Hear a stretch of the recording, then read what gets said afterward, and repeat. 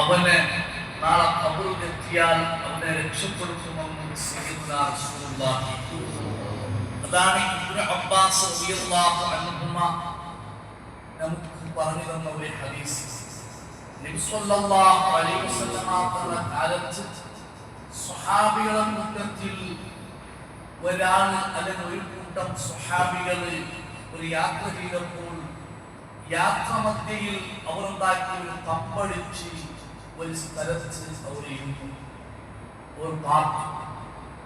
അങ്ങനെ ആ സ്വഹാബികൾ തമ്പടിച്ചിട്ട് ടെന്റ് കെട്ടിയിട്ട് അതിൻ്റെ ഉള്ളിൽ താമസിക്കുമ്പോൾ ആ ടെന്റിന്റെ അടിഭാഗത്ത് സൂറത്തുൽ മുൽക്ക് പാരായണം ചെയ്യുന്നതായിട്ട് അവർ കേൾക്കുന്നു.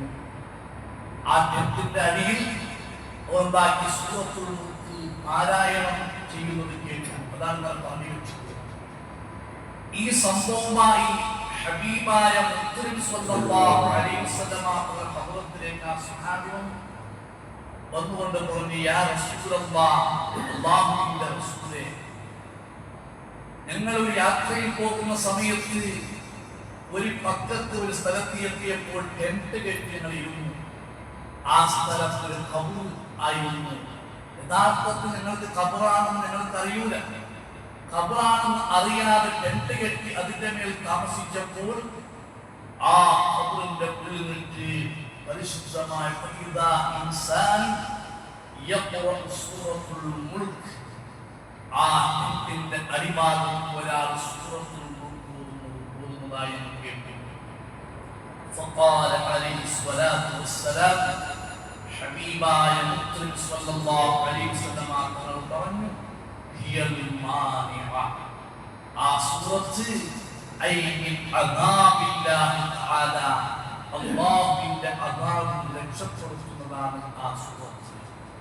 ആ സൂറത്ത് ആരാണോ പതിവാക്കി ഓതുന്നത് അവനെ അല്ലാഹുവിന്റെ അദാബിൽ നിന്ന് രക്ഷപ്പെടുത്തുന്നു.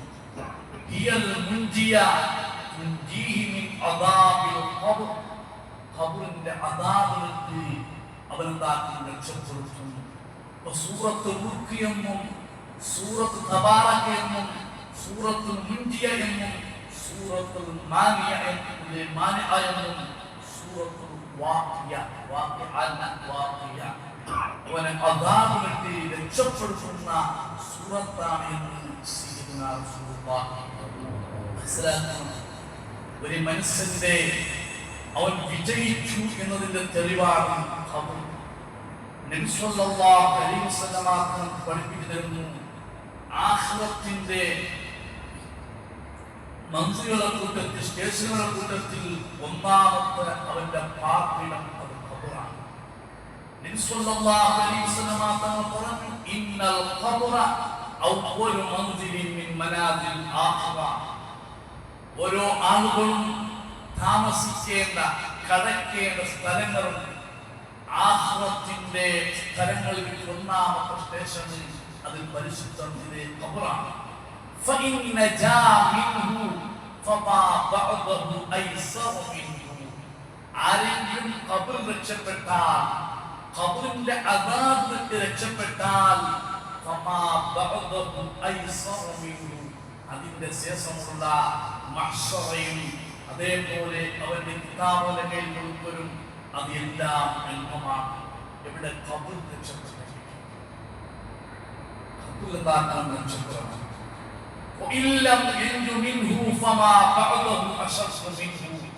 ഒരാൾക്ക് ഖബർ രക്ഷപ്പെടാൻ കഴിയില്ലെങ്കിൽ, ഖബറിന്റെ അദാബിൽക്ക്, ഖബറിന്റെ ഇടുക്കത്രത്തിലേക്ക് ഒരാൾക്ക് രക്ഷപ്പെടാൻ കഴിയില്ലെങ്കിൽ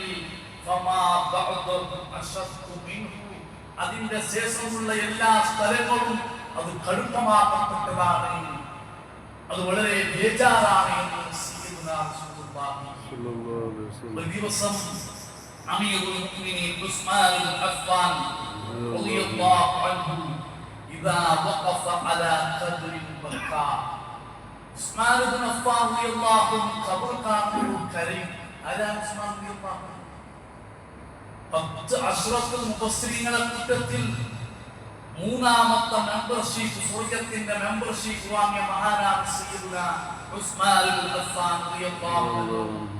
ഇന്നും മദീനത്തിൽ പോയാൽ ഉസ്മാൻ ഇബ്നു അഫ്ഫാൻ റളിയല്ലാഹു അൻഹുവിന്റെ പേരിൽ അറിയപ്പെടുന്ന ഒരു പള്ളി കാണാം. അത് ഉസ്മാൻ റളിയല്ലാഹു അൻഹുവിന്റെ ആയിട്ടുണ്ട്. നമുക്കവിടെ എല്ലാം എത്താൻ അല്ലാഹു നമുക്ക് തൗഫീഖ് ചെയ്യുമാറാകട്ടെ. ആ ഉസ്മാൻ ഇബ്നു അഫ്ഫാൻ റളിയല്ലാഹു അൻഹു ഇദാ വഖഫ അലാ ഖബ്രിൻ ബക്കാ, ഖബർ കാണുമ്പോൾ ഉസ്മാൻ റളിയല്ലാഹു അൻഹു കരയുന്നുമല്ല, കണ്ണിൽ വെള്ളം ഇറങ്ങി വന്നിട്ട് താടിരോമങ്ങളെല്ലാം ചണ്ടിയായി പോകും. അക്ഷരയും ഉസ്മാൻ റളിയല്ലാഹു അൻഹു കരയും. അപ്പോൾ ഒരു ദിവസം കൂട്ടുകാർ ചോദിച്ചു, അല്ല ഉസ്മാൻ ഇബ്നു അഫ്ഫാൻ തങ്ങളെ, സ്വർഗത്തിനെ കുറിച്ച് പറയുമ്പോൾ നരകത്തിനെ കുറിച്ച് പറയുമ്പോൾ അതാ സ്വർഗം, ആ സ്വർഗത്തിന്റെ കാര്യം പറയുമ്പോൾ ഒന്നും മിണ്ടുന്നില്ല, ആ സ്വർഗത്തിന്റെ ഒരു ആവേശം കാണിക്കുന്നില്ല. അതേ സമയത്ത് നരകത്തിനെ കുറിച്ച് പറയുമ്പോൾ നിങ്ങൾ ഒരു പേടിയോ ഒരു ഭയപ്പാടോ നിങ്ങളുടെ മുഖത്തിൽ കാണുന്നില്ല. അതേ സമയത്ത് ഖബറിന്റെ കാര്യം പറയുമ്പോൾ നിങ്ങൾ പൊട്ടിക്കരയാറുണ്ട്. നിങ്ങൾ ഉൾപ്പെടെയുള്ള കാരണം എന്താണ്? ഉസ്മാൻ ഇബ്നു അഫ്ഫാൻ റളിയല്ലാഹു അൻഹു പറഞ്ഞു, ഇന്ന നബിയ സ്വല്ലല്ലാഹു അലൈഹി വസല്ലം അഖ്ബറ അന്ന അൽ-ഖബ്റ അവ്വലു മൻസിലിൻ മിൻ മനാസിൽ ആഖിറ. ഹബീബായ മുത്തനബി പറഞ്ഞു, ആഖിറത്തിന്റെ സ്റ്റേഷനുകളുടെ കൂട്ടത്തിൽ ഒന്നാമത്തെ സ്റ്റേഷൻ ഖബറാണ്. ആ ഖബറിൽ ഒരാൾ രക്ഷപ്പെട്ടാൽ ബാക്കിയുള്ളതെല്ലാം എളുപ്പമാണ്. അവിടെ ഒരാൾക്ക് രക്ഷപ്പെടാൻ കഴിയില്ലെങ്കിൽ അതിന്റെ ശേഷം പ്രയാസമാണ്. അത് ഓർത്തിട്ടാണ് ഞാൻ ഖബർ കാണുമ്പോൾ കരയുന്നത്. സയ്യിദുനാ ഉസ്മാൻ ഇബ്നു അഫ്ഫാൻ റളിയല്ലാഹു അൻഹു. അതുകൊണ്ട് ഖബറിൽ അതാപം, ഖബറിൽ ശിക്ഷയുണ്ട്. ചില ആൾക്കാർ ഖബറൊന്നും ഇല്ല എന്ന് പറയുന്നവരും അത് പരിശുദ്ധമായ ഖുർആനാണ് നമുക്ക് തെളിയുന്നത്. അല്ലാഹുവിന്റെ റസൂലിന്റെ ഹദീസാണ് തെളിയുന്നത്. എത്രയോ ആയത്തുകൾ പറഞ്ഞിട്ടുണ്ട്, وحاق بآل فرعون سوء العذاب النار يعرضون عليها غدوا وعشيا ويوم تقوم الساعة أدخلوا آل فرعون أشد العذاب. ഫിർഔനെ വിശ്വസിച്ച ഫിർഔനിന്റെ അനുയായികൾക്ക് വലിയ അദാബ് ദുനിയാവിൽ തന്നെയുണ്ട്. النار يعرضون عليها غدوا وعشيا. അവർ ഖബറിലെത്തിയാൽ എല്ലാ സമയത്തും അതേപോലെ വൈകുന്നേരമാകുമ്പോൾ നരകത്തിന് അവർക്ക് പ്രദർശിപ്പിക്കപ്പെടും. നരകത്തിന്റെ കവാടങ്ങൾ അവർക്ക് തുറന്നു കൊടുക്കും. അത് ഖബറിലുള്ള അദാബാണ്. പിന്നീട് അതിനേക്കാളും വലിയ അദാബ് മഹ്ശറിൽ നൽകുമെന്ന് ഖുർആൻ പറഞ്ഞിട്ടുണ്ട്. അതേപോലെ റസൂലുള്ളാഹിന്റെ ഹദീസുണ്ട്. മുത്തുനബി ഒരു ഖബർ മൈതാൻ നടന്നു പോകുമ്പോൾ പറഞ്ഞില്ലേ, ഈ രണ്ട് ഖബറാളികൾക്ക് വലിയ ശിക്ഷയാണുള്ളത്. അവർ ചെയ്ത പാപങ്ങളോ ഞങ്ങളെ കണക്കായിട്ട് വലിയ ദോഷമോ അല്ല. ഒന്നാമത്തെ ആള് അവിടെ നിന്ന് മൂത്രിച്ചാൽ അവിടെ നിന്ന് വേണ്ടതുപോലെ ശുദ്ധിയാക്കാത്ത ആള്. രണ്ടാമത്തെ ആള് മറ്റുള്ള ആളുമാരെ ദീപത്തും നമീപത്തും പറഞ്ഞു നടക്കുന്ന ആള്. ഈ രണ്ടാൾക്കും ഈ ഒരു കാരണം കൊണ്ട് വലിയ ശിക്ഷയാണ് ഖബറിലുള്ളത് എന്നൊരു പച്ച മരത്തിന്റെ എല്ലെടുത്ത് ആ രണ്ട് ഖബറിലേക്ക് കുത്തിയെന്ന ഹദീസുകളുണ്ട്. അപ്പൊ ഖബറിൽ വലിയ അദാബുണ്ട്.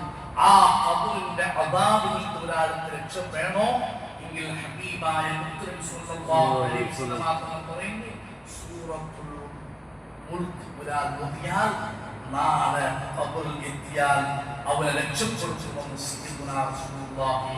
മാത്രമല്ല എല്ലാ നിസ്കാരത്തിലും ഖബറിന്റെ അദാബിന്റെ രക്ഷ ചോദിക്കാൻ വേണ്ടി മുത്തനബി സ്വല്ലല്ലാഹു അലൈഹി വസല്ലം പ്രത്യേകം നമുക്ക് പഠിപ്പിച്ചിട്ടുണ്ട്. ആ ഒരു സൂറത്താണ് ഇൻഷാ അല്ലാഹ് നാം പഠിക്കാൻ പോകുന്നത്. അല്ലാഹു നമുക്ക് തൗഫീഖ് ചെയ്യുമാറാകട്ടെ. പരിശുദ്ധമായ ഖുർആനാണ് പറഞ്ഞത്, തബാറകല്ലദീ ബിയദിഹിൽ മുൽക്ക് വഹുവ അലാ കുല്ലി ഷൈഇൻ ഖദീർ. തബാറകല്ലദീ ബിയദിഹിൽ മുൽക്ക് വഹുവ അലാ കുല്ലി ഷൈഇൻ ഖദീർ. ഇൻഷാ അല്ലാഹ് ഇതിന്റെ പാഠങ്ങൾ നാളെ നമുക്ക് പഠിക്കാം. റഹ്മാനുറഹീമായ അല്ലാഹുവേ പരിശുദ്ധമായ സൂറത്ത് മുൽക്കിന്റെ ബറക്കത്തുകൊണ്ട് അല്ലാഹുവേ ഖബൂൽ ചെയ്ത് സന്തോഷകരമാക്കണം. റഹ്മാനേ അല്ലാഹുവേ ഒരുപാട് മുഅ്മിനീങ്ങൾ ദുആ കൊണ്ട് വസിയ്യത്ത് ചെയ്തവരുണ്ട്. അല്ലാഹുവിന്റെ രോഗങ്ങളെ ശിഫയാക്കണം. റഹ്മാനേ അവരുടെ പ്രയാസങ്ങൾ തീർക്കണം റഹ്മാനെ.